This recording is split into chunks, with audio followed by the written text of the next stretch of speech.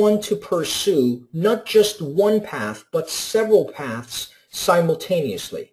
For instance, I'm going to use the customer service manager as an example. If you're a customer service manager and your minimum salary requirements $40,000 a year, and I'm just using this as an example, right? Your minimum salary requirements is $40,000 a year, so that is the bare minimum you're willing to take. You won't take any less than that. There are some customer service jobs that pay that. There are some sales jobs that pay that. There are some account management jobs that pay that. There are some operations positions that are looking for customer service management qualities that pay that. There are a host of other positions that you could be at right now earning $40,000 a year if that's your minimum salary requirements, that would pay you precisely that which you need to get off the ground, to get back to work. Because every month you're not back to work. Your situation gets worse.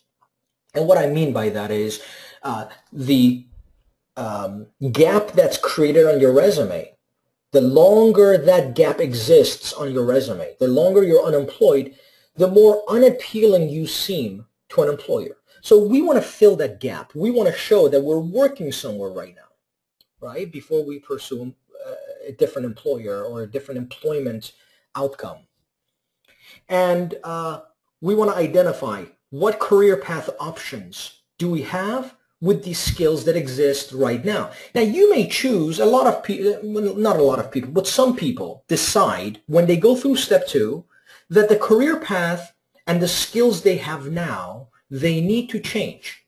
So they decide, you know, I'm a customer service manager, but I want to acquire a new skill. I want to become a web developer. Because maybe this person who's a customer service manager had some graphic design experience, but that graphic design experience is no good without a web design knowledge.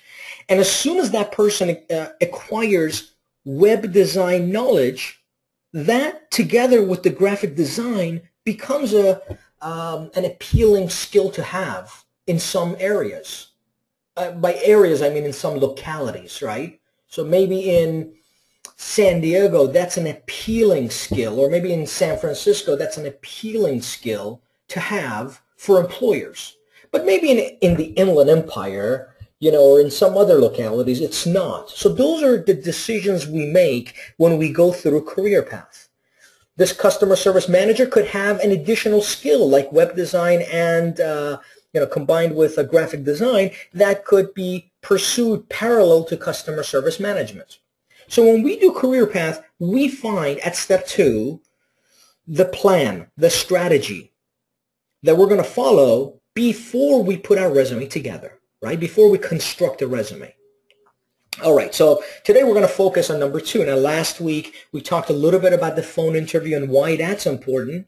We also talked about a little bit about step 4 and why that's important. And we also talked about step 5 and why that's important. So we're not going to go into those 3 today, but I want to focus our attention today on step number 2.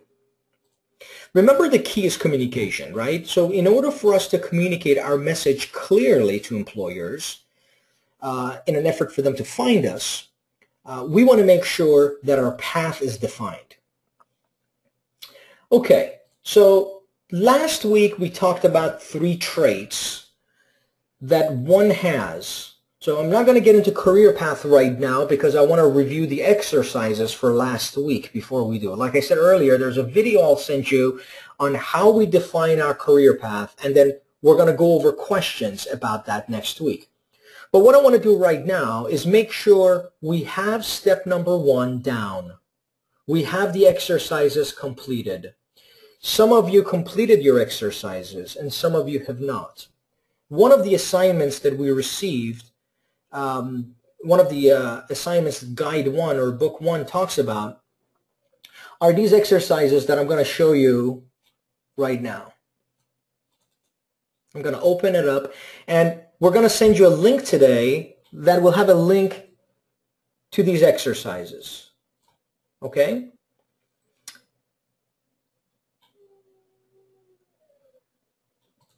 Okay, so before I go through these exercises, let me go through the three steps, not three steps, but the three traits. Remember last week, we talked about motivation and why it's important, right? When we look for employment, we are faced with challenges. And sometimes these challenges are more challenging in nature than we expect them to be when we first face them or prior to facing them. So sometimes we think, well, it's not a big deal. I just lost my job. It should not be a problem finding another job. I'm just going to keep pressing forward. And you don't think it's going to be a big deal. But then you send hundreds of resumes out and no one responds back. You know you have the skills. You know you can be an asset to an organization, but employers are not getting back. See, that challenge initially may not seem as a big one, but eventually it can get to anyone. It could become a gigantic challenge because 6 months later, 9 months later, you're still sending resumes out and employers are not getting back. The motivation to press forward, the motivation to do the things, to take the steps that are the correct ones in the correct order requires this motivation. You shouldn't have to think about being motivated because that on its own becomes another challenge. So these three traits are there to ensure motivation or lack of doesn't become a challenge by itself, right? We want to have the motivation there already so that other challenges that present themselves, like employers not getting back or going to an interview and nailing the interview but not getting the job, making sure that those challenges don't get to us, that the motivation that's already there becomes the thrust, the driving force that moves us forward. So what were the three traits that we talked about last week? First of all, we identified these three traits as the backbone to motivation. When you activate these three traits, what happens? You create a chemistry within that's automatic and natural. So when you eat an apple, for instance, you make that decision consciously, right? You may choose to eat an orange.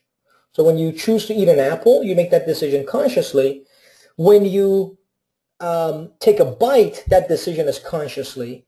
But then when you chew and swallow that apple, everything that happens after that is automatic and natural, right? The process of digestion, that chemistry that occurs within you is automatic and natural. These three traits, when activated, they create a chemistry that's similar to the chemistry that occurs when you digest food. It occurs naturally, and that chemistry creates motivation. So what were the three traits? The three traits were a goal. You must first have a goal. Number two, a desire for that goal. And number three, belief in your ability to achieve that goal, right? So when you set a goal that you really desire, let's say there's a job out there that you really want. As soon as you believe that I can have that job, something happens within that's natural and automatic. We refer to the belief, the third one, as the know, right? So we have a goal, we have a desire, and we have belief. We refer to the belief, which is the third one, as the know. Now, what was the know? Remember, that's the phrase I came up with, the know. What is the know? You ever been in a situation where you said to yourself, I know I can do this. I know I can run this distance. I know I can, fill in the blanks. Whenever you say this, you say, I know, something happens that's magical, that's powerful. And that belief that we're talking about, so you have a goal, a desire, and that belief that creates the motivation when combined with the goal and desire is the know, right? So we talked about the three traits, and then we offered the exercises. You see, to get the goal and the belief aligned, you have to exercise this process, to have the belief, as soon as you set the goal, to have the belief automatically generated without you having to think about it. we have to do these exercises. Now, these exercises, number one, starts with identifying your short-term goals. Your short-term goals are those that can be achieved within the next 12 months. So, for instance, finish my resume or find a job. Those are short-term goals. You can do those within 12 months. But if you say, in the next 12 months, I'm going to be a millionaire, you may or may not achieve that goal. That's not a short-term goal. That's a long-term goal. Something you know for sure you can achieve within the next 12 months, that becomes your short-term goal. Excuse me. Okay, then we go to the next exercise. So you make your list of your short-term goals. Then you go to exercise 2, which is to identify your long-term goals. Now, long-term goals are goals that are achieved within a lifetime, right? So your goal could be to create a nonprofit and help raise $2 million for the homeless in my state. That could be your lifetime goal. Or to, earn $1 million or save $1 million, or to go to every state in the country, or to go to every country in the world, to travel. Those are all lifetime goals that you can aspire to achieve, and you put those on your long-term goals. Now, remember we talked about this success mechanism that Dr. Maltz had referred to? We talked about this in session 1. This success mechanism, which is empowered through a goal, desire, and belief, works through an adjustive method to achieve any goal that you are committed to. Remember the bird. A bird does not need to think about a warm climate to travel from a cold one. It is instinctively programmed. It travels this distance instinctively, and it succeeds every time, unless there's an accident, right? A bird doesn't need to take lessons in navigation. It doesn't need to look at the latest weather reports. It is instinctively programmed. Every creature on this planet has this adjustive mechanism. Now, for creatures, it's instinctive. But for us, as humans, that's how we differ from creatures, in that our goals are not instinctive. Our goals come to us by design, by choice, right? We choose our goals. And this adjustive mechanism, as long as you have a goal that's outlined, you don't even have to set a strategy. As long as you have a goal that's outlined, like we just outlined them now, this mechanism goes to achieve them.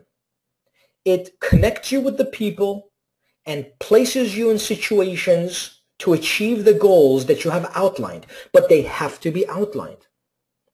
Now, long-term goals, you write them and think about them every day.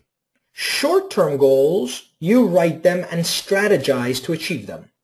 So finish my resume. You need to have a strategy on how you want to do that. Find a job. You need to have a strategy to do that. But long-term goals is for that adjustive mechanism we just talked about. It programs your success mechanism to put you in the right places at the right time to achieve those long-term goals. So long-term goals, all you do is read them. Short-term goals, all you do is design them, strategize behind them, right? So that's the difference. Now, your first exercise and your second exercise are to do this, right? To design your goals and read them every day. So starting tomorrow, I want you to finish this exercise, and starting tomorrow, read them every day. So that was one of your assignments, right? To read them every day. Let's go to the next exercise, daily phrases. You're going to choose a phrase, and down here there are instructions, right? It suggests for you to choose this phrase right here. Every day in every way I get better and better. Every day in every way I get better and better. That's the phrase we're suggesting that you repeat, right? So you put a start date, and starting tomorrow, you repeat this phrase every day. Now, hopefully you've already done this since last week. And I don't know if you have or haven't, but hopefully you have. But if you haven't, that's okay. You can start this week, right? And That is exercise number 3. Exercise number 4 is a daily affirmation exercise, and all the instructions are here. Exercise number 6 is recall your past successes. Now, this exercise is the most important of them all. There are 7 pages. This one is the most important. Now, this exercise is one you don't skip. And the way it works is you get a journal of 30 pages or a notepad with 30 pages. And every day you write a success of the past. See, we've all been successful in the past. Sometimes we choose to think about them. Sometimes we choose not to think about them. In fact, some people choose to think about their failures more frequently. And in fact, some choose to think about only their failures and don't recall any successes. So if I was to say to you right now is, you have 10 seconds to think of a success and talk to me about it. If you say, well, I can't think of one, it's not that you haven't achieved any successes in the past. It's that you can't recall one because you haven't been thinking about one. So this exercise reshapes, reformats the way you think by having you record your successes and having you bring them to the forefront of your mind. This is a really important exercise. Now, what you want to do is when you write your successes, 1 per day or 1 per week, remember that any success, no matter how small or large, must be outlined in this journal. So for instance, when you learn how to ride a bike, when you first started, I don't know what age you were, but you probably can remember when you first started, it seemed as risky, as dangerous, you were afraid, but you got on the bike and you persevered and you achieved that goal. See, that's a success. Anytime you have a goal, and even though there's risk, and even though it's scary, you push yourself and you persevere and you achieve that goal, that's a success. And you want to write that success on your journal. So this is exercise number 6. This is the exercise that when you and I are talking about your resume or about an interview, I ask you about this. I say, hey, tell me about your successes. And when we are on those career coach calls, I would look at your journal because the quality of how you record your successes determines how much belief you have when you go to an interview. Now, you don't have to trust me on this, but anyone that has done what I just outlined tells me about its effects afterwards, shares with us its effects afterwards. You only will know of its effect, the effect of what I'm describing, the effects of this exercise. You will only know about it if you do it.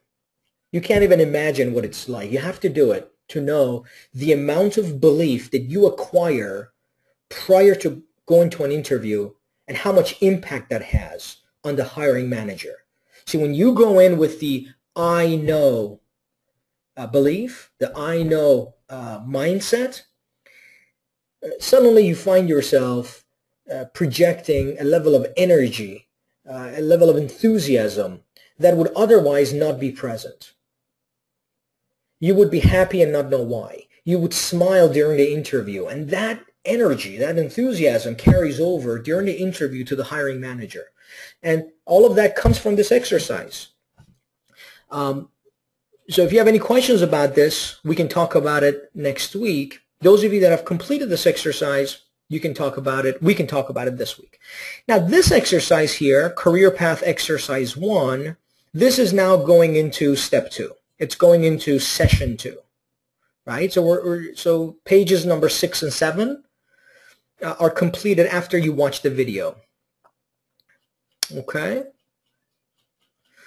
All right. So now what I'd like to do is answer any questions you have about session 1 and any of the exercises. I know some of you couldn't get the exercises. By the way, the guide that you received is not printable, or it's not meant to be printed. You know how you can scroll through the pages like a magazine, right? So here, let me pull up the guide to show you Give me just one moment here to pull it up for you.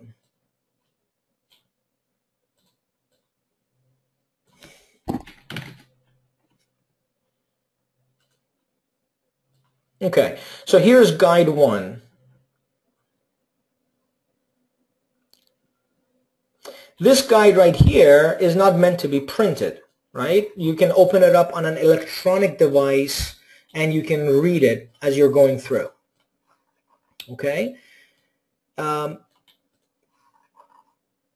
what was I going to say? I just distracted myself. So it's an electronic version. Oh, what I wanted to say is some of you had said, how do I print this? Well, you're not going to be able to print it. I mean, I can't say you can print it but it doesn't print very well. So that's the bottom line is it doesn't print very well. So that's why I will send a copy of these exercises so that you can have them in a PDF format. Okay? Now, any questions that I can help answer for you, feel free to ask them now before we move on to the next step, which is step 2, career path. Okay, there are some questions here that I'm going to now answer in order.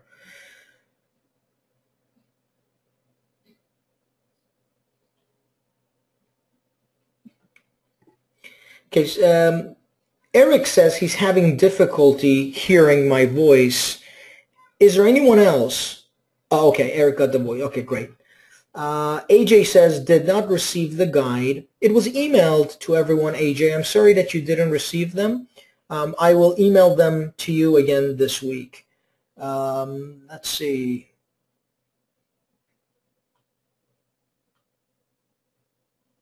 Is the guide accessible at nec.org? The guide is accessible to those who participate in the training session.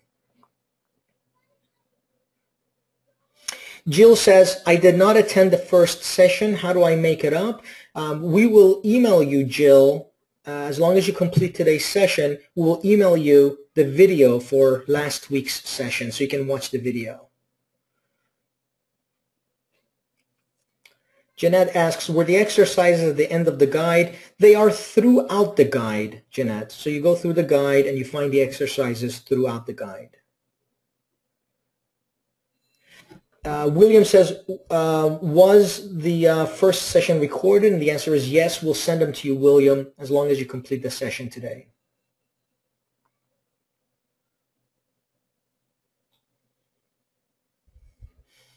We will send an email to everyone at the conclusion of today's session that will contain video for last week, video for this week, and then the exercises and the guides.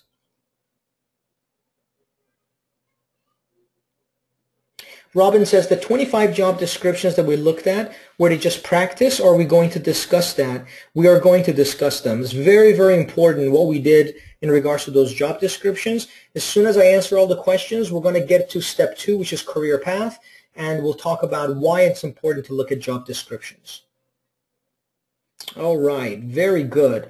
Looks like we're done with the questions. And what I want to do now is move to step number 2. Let me get that guide in front of us.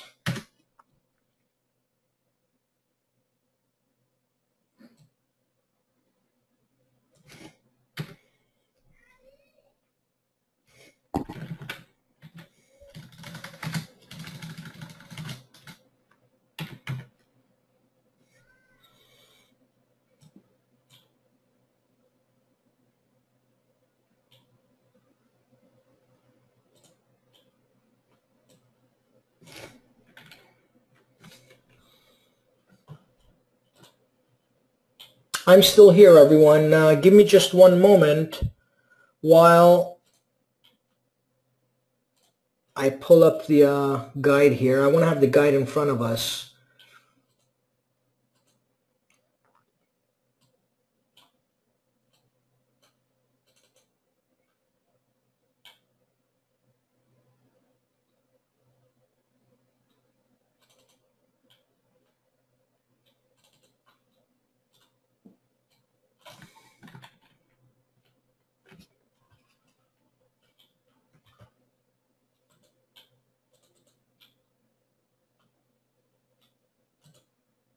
Okay.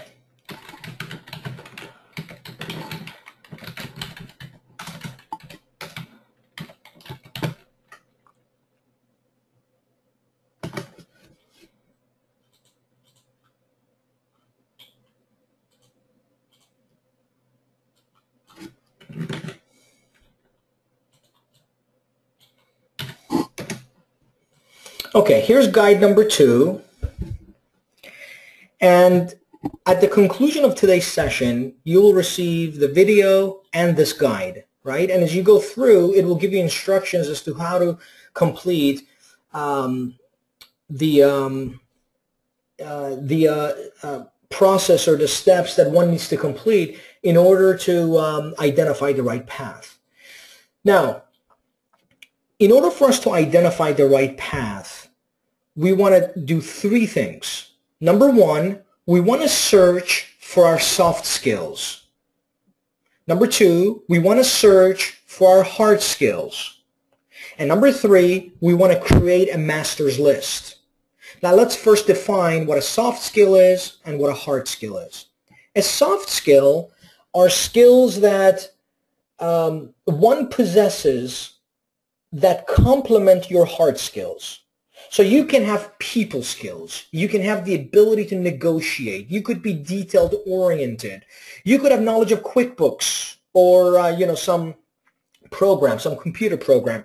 Those are all soft skills that you take with you to a job that complement your hard skills. Now, your hard skills could be the fact that you're an accountant, customer service manager. You may be an office manager. So an office manager may or may not have people skills. An office manager may or may not have the ability to negotiate. Some office managers have people skills and can negotiate. Other office managers only have people skills and cannot negotiate, yet there are some office managers that don't have people skills and do not know how to negotiate. These are office managers with different types of soft skills. So what we want to do is identify the following. Number 1, what kind of soft skills do you have? And we want to make a long list of them. Number 2, what kind of hard skills do you have? We want to make a long list of them too, but then we want to answer 2 questions. Number 1, what other hard skills do I have that I haven't thought about? And number 2, what new hard skills do I want to acquire that are important to my future? So this is really important to answer, right? So customer service manager, what other hard skills does a customer service manager has that he or she hasn't thought about? A customer service manager knows how to sell. A customer service manager knows how to manage accounts. You see, when you're a customer service manager, you have clients that you have to service. Those clients are accounts, and you have to know how to manage those accounts. A customer service manager is potentially capable of any position that requires people skills. A customer service manager knows how to manage teams, potentially, right? Depending on the position or on the background that this person has. But the point I'm trying to make is there's a lot of other skills, hard skills, that a customer service manager may possess. And then we also want to answer, so the first thing is how many other skills do I have, hard skills do I have, in addition to this customer service management skill that one skill brings. But the other question is, what other hard skills can I acquire? Maybe I choose, you know what, accounting is a really hot market. I can see a future in it. You can't, outsource certain jobs, right? Certain positions. Of course, accounting, that is a industry that's changing, evolving very quickly. But, if you can think of some positions that no matter what, they're in demand. There's a need for them. You always want a good restaurant in your neighborhood. It's always going to be busy because people always have to eat, and that's not something you can outsource. And you can think of other examples of positions like that. So you may say, you know what? this particular position that I've chosen requires skills I don't have, and I'd like to acquire them, right? And that becomes part of your hard skills list. Okay? Now, how do we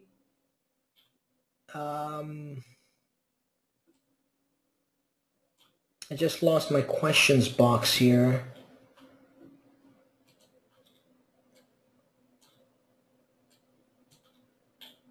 Okay, found it. There it is. Sorry about that. Like I said earlier, some of the settings on my computer have moved, so I'm trying to adjust to some of these changes. I needed the question box up so that in case someone has a question, I can look at them and answer those questions. Okay, so how do we identify these soft and hard skills, and how do they relate to the master's list?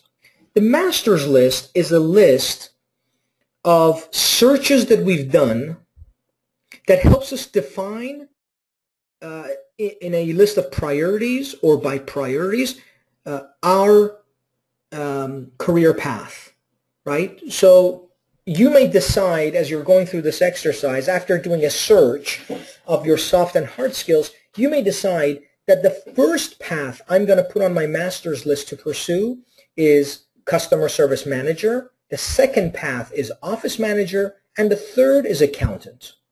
Or you may choose, no, because of my area and what I found about my area, what I mean by area is locality. Based on my research, because of what I found about my locality, I'm going to pursue accountant first, then customer service manager, and then office manager. Why is this order important? Because you can't create 3 different resumes with 3 different focuses at one time. You have to do one first, send the resume out, and then work on the next, right? And you may have 20 different hard skills that we identify together that you're going to pursue simultaneously. You're not going to be pursuing them simultaneously at one time, but you're going to be pursuing them simultaneously at some time, maybe eventually, right? So maybe after 6 months, you're going to be pursuing all of them simultaneously. So what I'm going to show you very quickly is how we're going to do this, and we're going to do this after the break. And then I'm going to send you the video to watch so you can successfully get this done. Now, why did we look at those 25 positions? Here's why. Let me first take you to that page here where we did the search.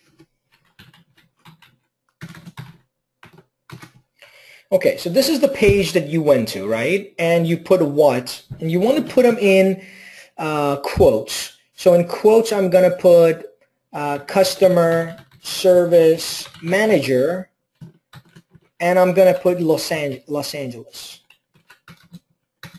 This is what you were supposed to do, right? Go in here and search for jobs. Now, any title that I look at here has the words I put in quotes.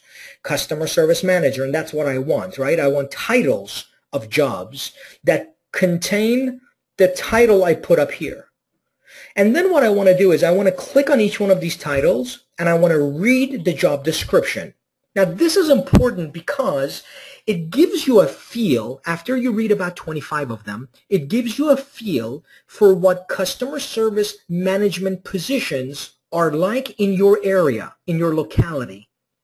See, in every locality, customer service management could be different. And what I mean by that is hiring managers could be looking for something different when it comes to customer service management depending on locality. So for instance, if you're in Orlando, hiring managers look for something different in customer service managers because perhaps it's predominantly call center oriented than if you go to somewhere like Los Angeles, where most hiring managers are looking for retail oriented customer service managers.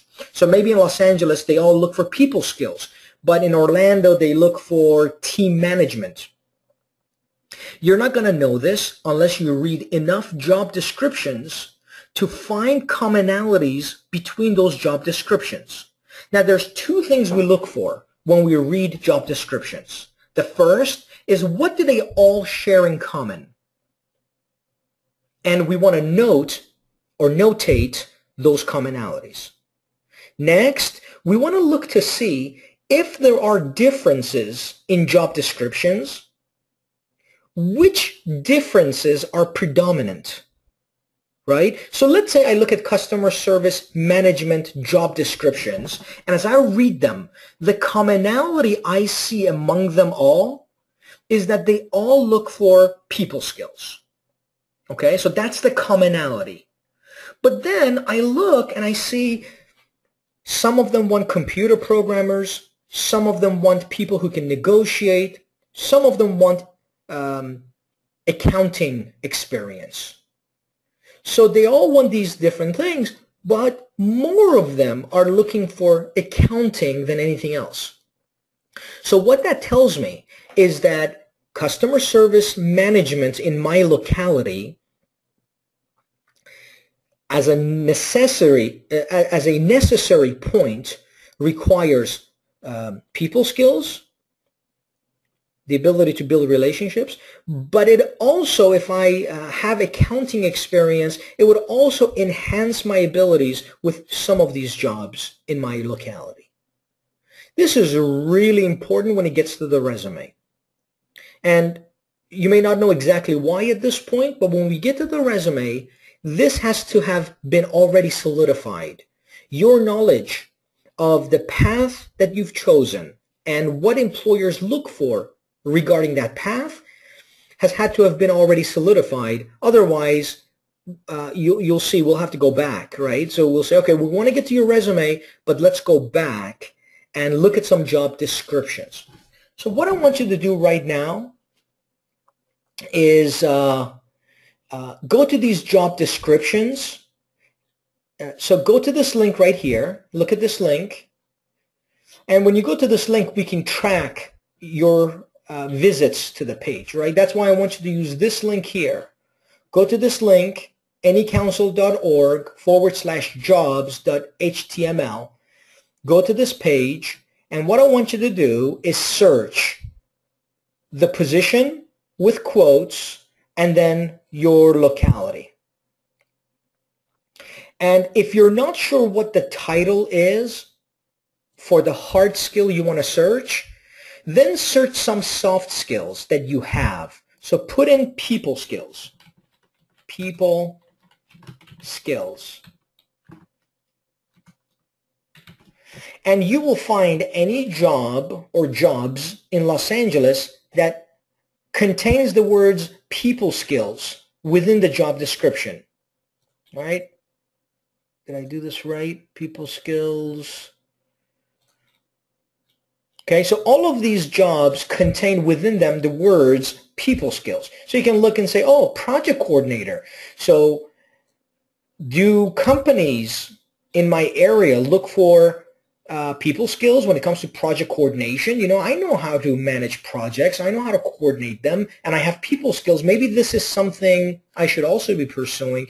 And then you can go back and enter project coordinator in here, right? So you go back and enter project coordinator in here and search project coordinator, right? So project coordinator. And then you look at all the titles and see if they in fact all want people skills. And after reading these job descriptions, you can then come up with the conclusion that, hey, you know what? Project coordination is a path that I can pursue and I want to pursue. Maybe I'm missing one or two skills that I can acquire on the side, and this may become my 6th or 7th priority to pursue, but I'm going to put it on my list. Now, don't worry about how we're going to create those lists for soft and hard skills and then your master's list. Don't worry about that right now. Right now, what I want you to do is during our break, so it's 11 o'clock, we're going to take our break. During the break, I want you to go to this page, anycouncil.org/jobs.html, and I want you to search as many job descriptions as time allows us within the break, right? So go ahead, let's take our break, do your search, and then we'll come back and I'm going to answer questions about your searches. I'll see you in just a moment. So we start out by compiling a list of our soft skills. So here's a list of soft skills that we just noted, okay? Then what I want to do is accumulate a list of my hard skills. So here's a list of my hard skills. project management, project coordinator, office manager, maintenance manager, and so on. I want you to imagine for a moment that this is an actual person. It's a person who has these soft skills. It's a person who is self-motivated and resilient and loyal and has people skills. And this person is a project manager, but he also can coordinate projects. He can manage an office. He feels that he can be a maintenance manager. Now let's pretend for a moment he doesn't know that he can be a maintenance manager, so we're going to get rid of that, and we're going to pretend for a moment that these are the only three he was able to come up with. Okay? How can we come up with a list that's longer? By simply searching our soft skills list. So if I have a short list of hard skills and I can't think of any more, let's say I only have one. Let's say I only have project manager. I'm a project manager. I only have one hard skill. When I search my soft skills, I will then come up with a longer list, a more complete list of hard skills. Now let me show you how. I'm going to take the first one called negotiations skills. And I'm going to take that and I'm going to search that, right? So let's go to our browser. Let's go to the aggregator and we're going to put that soft skill in here. Okay? And I'm going to search my area. Now when I do this, any jobs, did something wrong here, negation skills. It's not spelled right. Go skills. Okay. So any job that has or contains the words negotiation skills comes up, right? So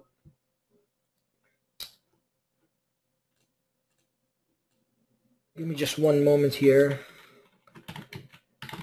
Okay, so let's say I'm a project manager and I enter the words negotiation skills and I come up with the word talent recruiter. And I think to myself, interesting. I may be interested in being a talent recruiter. I just don't know what that is. So I click on this link and I read the job description. And after I read it, I think to myself, boy, I would love to be a talent recruiter. Let me see if there's more jobs under talent recruiter. So I come over here. Now don't forget I'm a project manager, right? So I put talent recruiter. And I notice there's only 2 jobs in Los Angeles, 1 Break Media, 1 Defy Media. Not as many jobs, but I'm still going to put it on my hard skills list, right? So I'm a project manager, but I'm going to put talent recruiter. Although there's only 2 jobs, it sounded so interesting to me that I wanted to pursue that. Maybe later in the future, or maybe in a different area, locality, there are more jobs. So let's continue. I'm going to go back to my search of negotiation skills.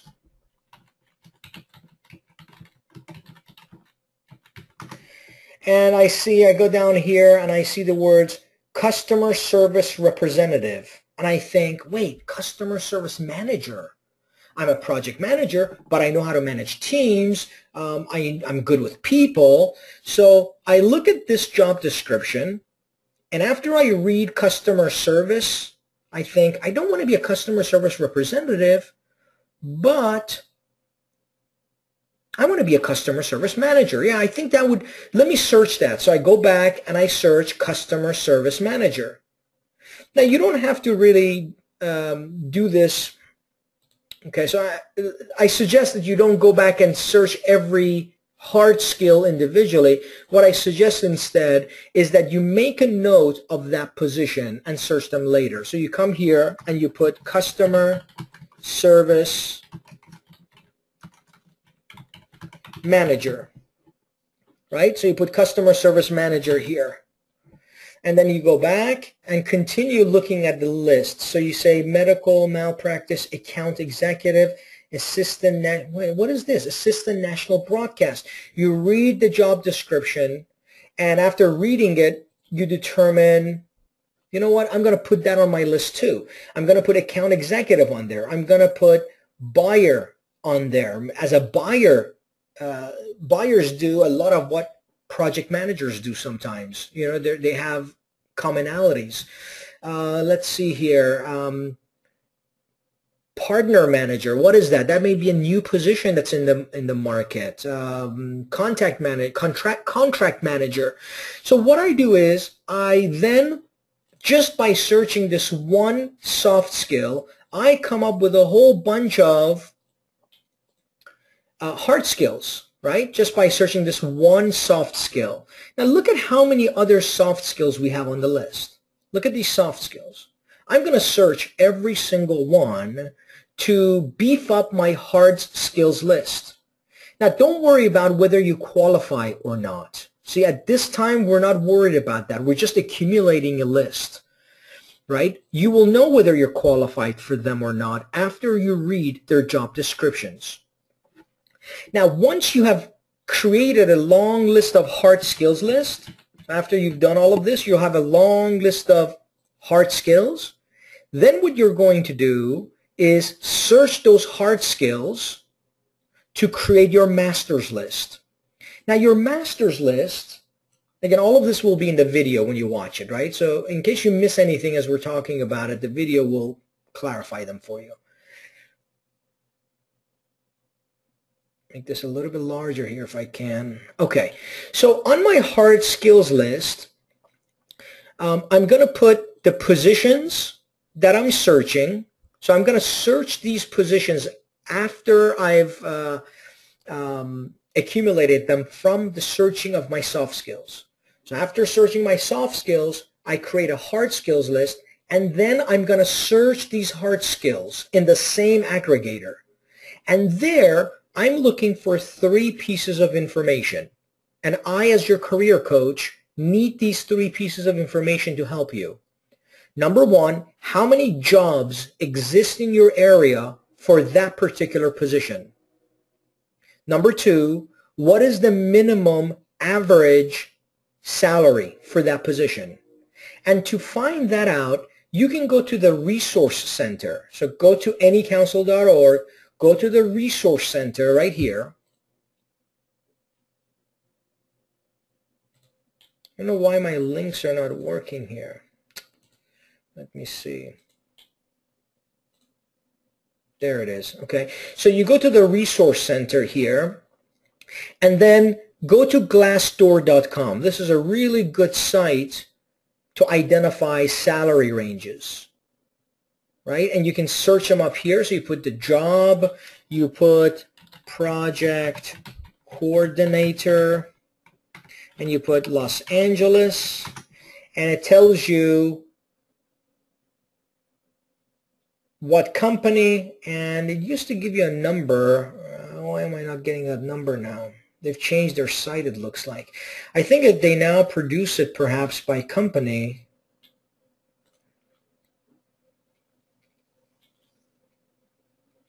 There it is. Okay, so they've put it down here. Salaries, what salaries this particular company pays. So you can get a feel for different companies paying for this particular position in the Los Angeles area. So you get a feel for averages that this company pays. You produce an average and put that average number in your master's list, right? So you put it here in your master's list. Okay, so you put it right here. And then the 90-day viabilities number, okay? So let me make this a little bit, all the settings on my computer have changed, so I'm trying to adapt as I'm going through this. So the 90-day viability factor is within 90 days of being hired for this position. How would you rate your viability based on the skills you have now? So you may say, I've never been a project manager. I don't even know what they do. So my viability would be a 1, 1 being the lowest. Or you may say, I've been a project manager all my life, and I know exactly what I need to do. So that may be a 10. Now, 10 is when you're certain. 1 is when you are absolutely uncertain. But the truth is, most of you are not going to know. Most of you are not going to know whether you're going to be a 5 or a 6 or an 8. So what you do is you do the search of project manager, read job descriptions, and give yourself a viability number, because you'll know after you do the search what your range will be, right? So if let's say I put as a project manager, if I put NASA scientist, and you're a project manager, you know it's a 0, right? You know you've never been a NASA scientist, nor do you have the education to be one, so that's a 0. But as a project manager, if I say project coordinator, you may say, well, I'm not sure what my viability is for that position. I've been a project manager, but I don't know what a project coordinator even does. Or let's say if I say office manager, you're going to say, I don't even know what an office manager does in my locality. I'm going to do a search. And you do a search, you read job descriptions, and then you'll know, right? After you do this, you're like, okay, in my locality, office managers do things that project managers do. You're going to give yourself an 8 as a viability. Now, once you have this list completed, your master's list, then you're going to know by looking at this exactly which one is going to be first priority. So in this case, project coordinator, office manager, and store manager ended up being first priorities. Now, as your career coach, I need to have this information before we work on a resume, because I don't want to waste your time nor ours in creating a resume we are unsure of producing a result for, right? Before we create a resume, we want to investigate all the details to determine which resume produces the best result for you when it's sent out. And this is how you identify the career path before we get to the content of the resume. Now remember, the content of every position for the resume is going to be unique, right? We're not going to create one general resume that appeals to everything. Instead, we're going to create unique content for each one of these positions. You're not going to create a resume for every job. You're not going to create a resume for every position, but you're going to create a unique content for every single position. Okay? Any questions? I'll be happy to answer them at this time. So Eric asks, does viability include my enthusiasm for that position? If I've done a job previously and done it well, my viability is high, but I may not be interested in ever going back there. Yeah, that's true. And you'll determine that when you're looking at the list of priorities. So your viability will be 10, right? It's not based on interest. It's based on how viable you'll be to that organization. But even though it's 10, you may say, you know what, this is one of those positions I don't want to work in. I'm going to put it at the bottom of my list. Even though I'm at 10, I don't ever want to get into that industry again. Any other questions? How do you determine the total job quantity? Do we need to count the results of the search? That's a good question. No, when you do a search on the aggregator, it tells you right on the very top what the job quantity is, right? I forgot to mention that. So if I go to the aggregator, where is it? I lost my aggregator. Let me go back to it here. So if I go to the aggregator and I put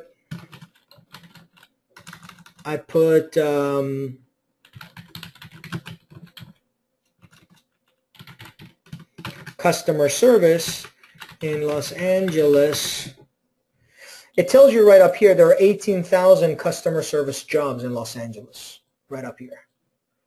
If I put project manager, it tells you there are 1,500 project manager jobs in Los Angeles.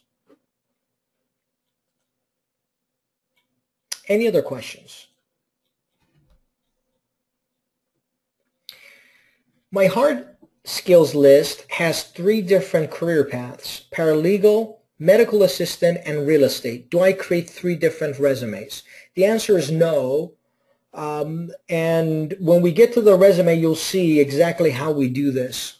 I would encourage you to complete the career path first, and then when we get to that, when we get to the resume, you'll see exactly how we do the resume. You know, some people are under the impression that you create a different resume for every single path, or a different resume for every single job, and that's not always the case.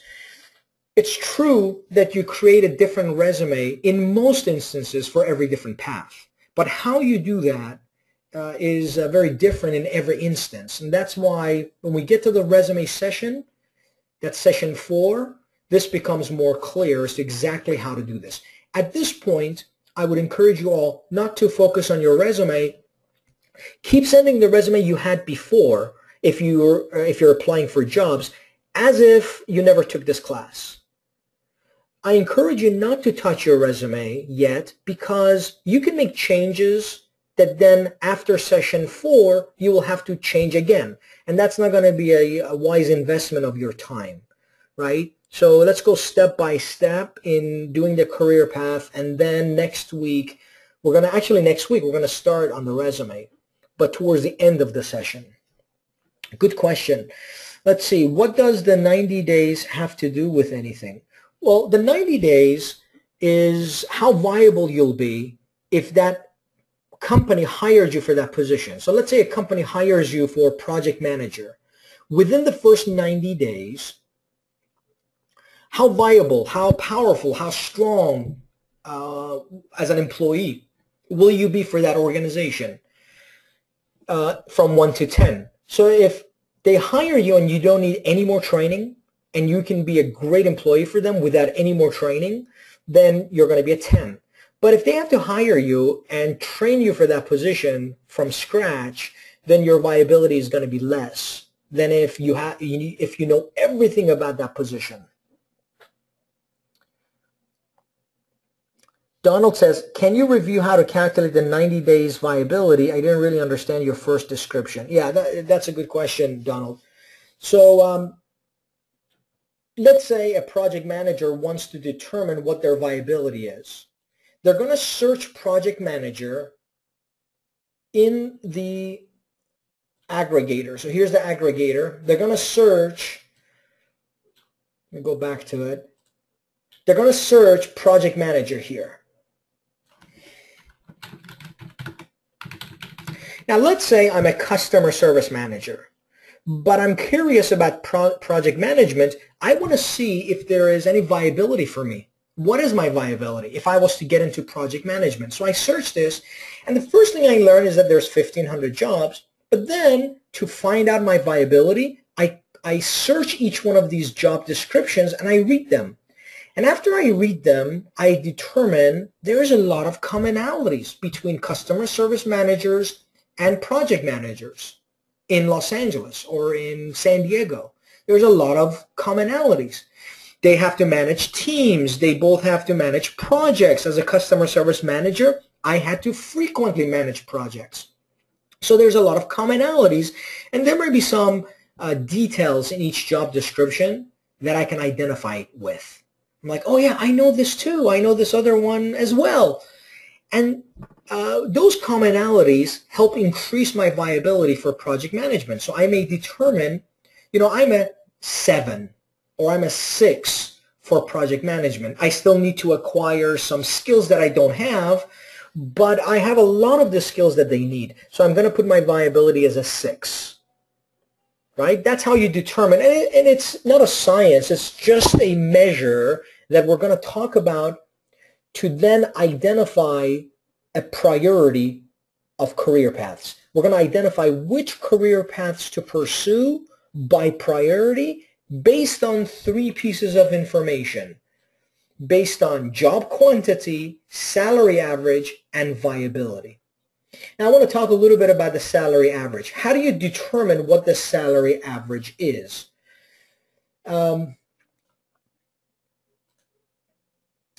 let's say your minimum salary requirements 50,000 a year.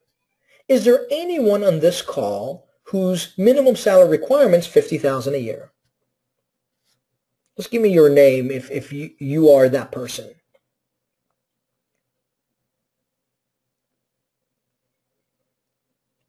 Anybody 50,000 a year?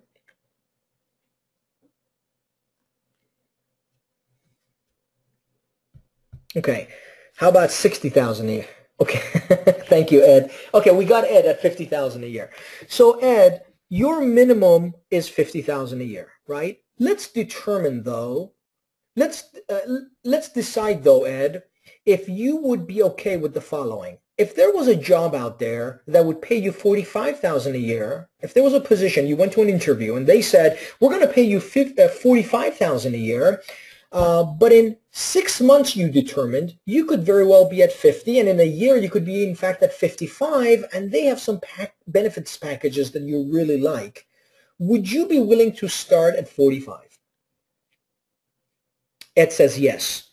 All right, so now let's look at another scenario. Let's say you go to an interview and you meet with this employer you really like, and they say they're going to pay you 40,000 a year, but you determine in 6 months you could be at 50. No, in 6 months you could be at 45, and in a year you could be at 50, and you really like their benefits packages. Would you start at 40?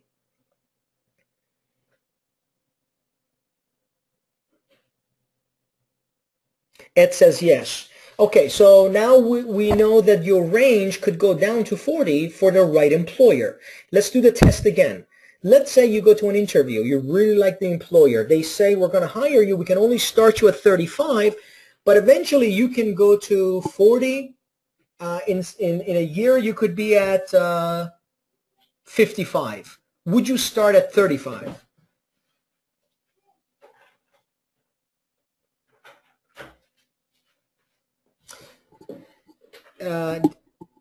Oh, you would start at 35 as well? Okay, so now let's do the test again. So we know the range now goes down to 35. Let's do the test again. Let's say you really like the employer, and the employer says, we'll start you at 30, but eventually you can get to, in about 6 months, you can get to 45, and in a year, you could be at 55. Would you start at 30? No. So the minimum salary requirements, Ed, for you is 30, not 50. It's important to identify this because 30 becomes the threshold. We will allow every job that pays above 30 in, and we will exclude every job that does not pay at least 30 out. This is really critical because some jobs out there may pay 32,000 a year, and you can see clearly that you have advancement opportunities, you have great benefits packages, they have all these fringe benefits, and eventually you can get to your 50, and therefore you may start at 30. So when we look at salary averages, we do the test that Ed and I did together to determine what our minimum salary requirement is. Okay. Any questions on job quantity, salary average, or the 90-day viability, or this exercise altogether? Again, you'll get a video that contains this together with the guide, but I wanted to make sure there's no questions before we proceed. Okay, very good. So before we conclude this session, I want to show you or share with you two of the projects that NEC works on. Now, as a requirement for these sessions, it's important that we create announcements or bring to the attention of those who participate in our programs that these causes exist. The first cause that, let me go to the page here, that we focus on is Project Hope. And we encourage you to look at this video here that's on our homepage about child homelessness. Child homelessness in California is the highest among all the states when compared to other states. I think currently it is at I think it's at 40%, but I will, there's a report that I will send to everyone about this. And why is child homelessness important for us to pay attention to? It's important because a percentage of child homelessness stems from unemployment, and we are unemployed, right? And we can relate to what happens to children when unemployed families cannot get back to work. It affects their education, and their education, if it's affected, then it ultimately affects all of our futures. You know that when children are well educated, they have a better future. They get better jobs, more secure, they get more confident. And if the education was not solidified for them as they grow, then all of those things we just talked about, the reverse of what we talked about can occur. They have difficulty finding jobs, it affects their confidence. So child homelessness is something that we all should care about, that we should all pay attention to, especially in California, because it impacts all of our futures. The second project that we focus on is and you can go to all of our projects here by clicking this, is Project Hero to Hire. And if you think about our veterans, they put themselves in harm's way. They too have a family. They too have a life and a future that they hope for and they aspire for. But at some point in their lives, they put themselves in harm's way to protect our way of life. And when they return, they have difficulty reintegrating back themselves into the workforce. Some of them, they leave their jobs as CEOs or as executives or as they leave high-paying jobs. And when they return, in some instances, they've lost those jobs, and they have to resort back to mediocre jobs. There was one officer, for instance, who left a high-level position with an organization. There was a program about this on CNN just a few weeks ago. And when he returned, he no longer had that job, and he's now delivering pizza. And to me, this makes no sense when we have people who sacrifice their lives. Now, whether you agree with, whether you're on the side of peace or war, I don't think anybody on this call is on the side of war, right? Putting that aside, putting that ideology aside, if you think about individuals who sacrifice their lives and leave to some foreign land, and then when they return, they have very little support in finding employment, that should be on our mind, all of our minds, as a community, and we should support them when they return. So NEC has these two projects that we focus on predominantly. One is child homelessness stemming from unemployment, Project Hope, and the other is Project Hero to Hire, which is to support our veterans. So we encourage you, as you're going through this program, to help both our veterans and start thinking about how can I help reduce child homelessness. If you have some child in a family that loses his or her home, place of living, their toys, what they're accustomed to when prior to leaving their home, and now they live in some shelter or they live in their cars, I want you to think about the impact it has on that child. And sometimes it's difficult to do that when you yourself are in a place where you have to think about you. You have to think about your emergency. If I'm in the middle of the ocean and I don't have anything to hold on to, it's difficult to help someone else who is also in that ocean. So it's easy to see that. But at the same time, it's important to understand that in order for one to succeed, one must obey by the laws of success. Remember, we talked about this last class in session 1. And the law of success is, if you want to achieve everything you want in life, then help others achieve what's important to them in life. That's a basic principle to success. That if you think about others, if you extend your help, your efforts, your energies to help others, you create an energy that's invisible. You cannot see it with bare eyes, but it's there. and that energy will come back to you tenfold. It will bring success back to you tenfold. So that's what we are doing now, right? We are extending our efforts, our resources, our energies to help you get back to work. And we want you to pay that forward. And the two causes that we are passionate about, these are two causes you can focus your attention on, and together we can make a difference, right? So with that, I want to thank all of you for your participation today. The next step is to look in your email for the exercises for week 1, exercises for week 2. They're all in the same PDF.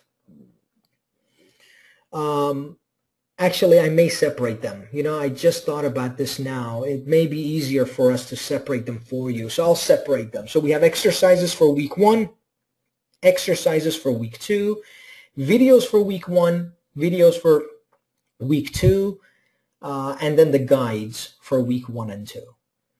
And then we're going to see you next Saturday at the same time, 10 in the morning. Bring your questions about week 1 and 2 to next week's session. Is there any questions that I can help answer for you at this time?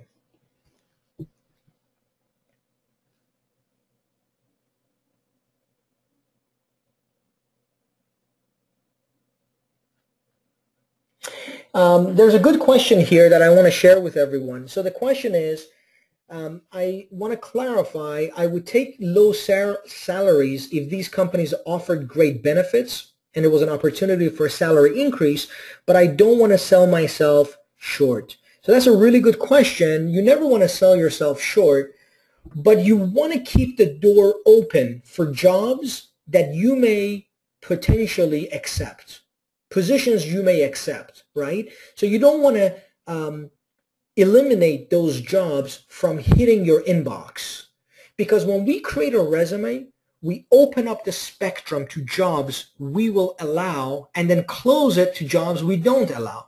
You don't want to look for positions that pay $30,000 a year, right? Or $29,000 a year. So when you construct your resume, you disinvite those kind of positions. So, but nonetheless, you're in control of what positions what jobs or offers you're willing to accept. So if you don't want to sell yourself short, then you have that option during the interview to say, you know what, I really like this job. I can be successful at it, but I'm not going to take $30,000 a year or $35,000 a year or $40,000 a year for this particular position.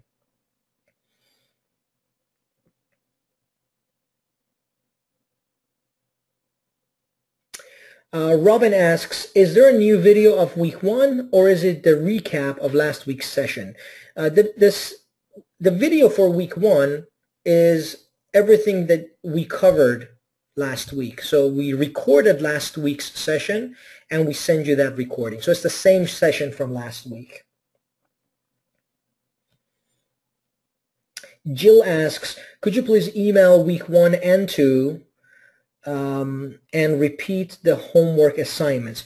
Yeah, the assignments are going to be emailed to you, and it involves identifying your short-term goals, identifying your long-term goals, daily phrases, daily affirmations, recall your past successes, and then your career path exercises, the ones that we covered today that will be in the video.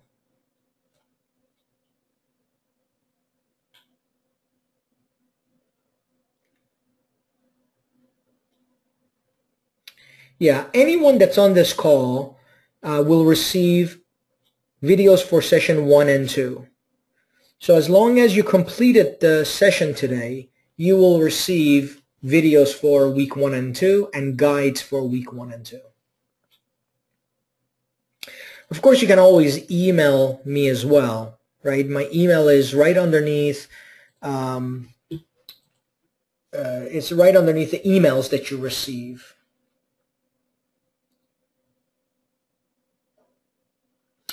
Janine asks, if I'm unable to make the entire session for next week, will there be a video for next week's session? Yes, there will be a video. The only thing is, if you don't graduate from the program, you're not counted into the system as an alumni. And you're not going to be counted in the percentages, right? So the help that you receive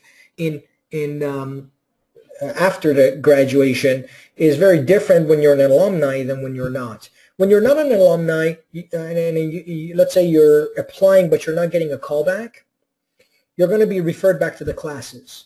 But when you're an alumni, if you're applying and you're not getting a callback, you're going to get our attention because, like I said, I hold myself responsible for someone who's submitting a resume, following every step, but is not getting a callback.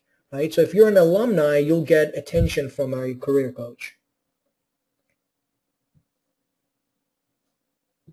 And Patricia asks, when can we expect to receive the videos? You will receive it no later than tomorrow morning. So hopefully sometime today, if not by tomorrow morning, you will have the videos and the guides.